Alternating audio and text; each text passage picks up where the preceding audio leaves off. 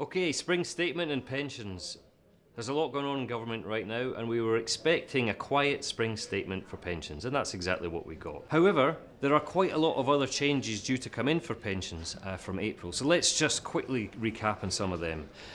The biggest change that's coming in is the change to auto-enrolment minimum contributions. That comes in from April the 6th. So for people in workplaces that have been put into a pension scheme, their minimum contribution level goes from 5% to 8%.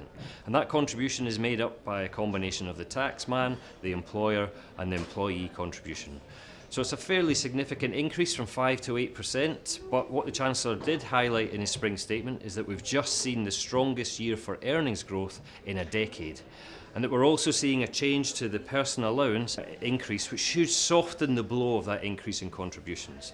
So whilst the minimums are going up, the maximum you can pay in has remained static. So the annual allowance remains at £40,000 per year. There's been a marginal increase in the total lifetime allowance, so the maximum you can withdraw from a pension over your lifetime without incurring any extra tax charge. That's been increased by £25,000 to £1,055,000. Other pension allowances have remained pretty much static. So the money purchase annual allowance, a complicated annual allowance that comes into play if you access your benefits and you're still contributing, has remained static at £4,000 per annum. And the even more complicated tapered annual allowance for high earners has also remained static.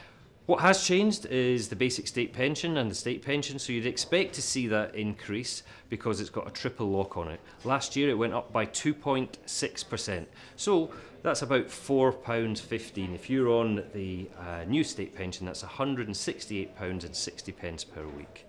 So that's it, not much change in pensions from the spring statement, and now it's all eyes onto the auto-enrolment changes in April. We've seen about 10 million people auto-enrolled into pension schemes, and a good number of them will see their minimum contributions increase from 5% to 8%.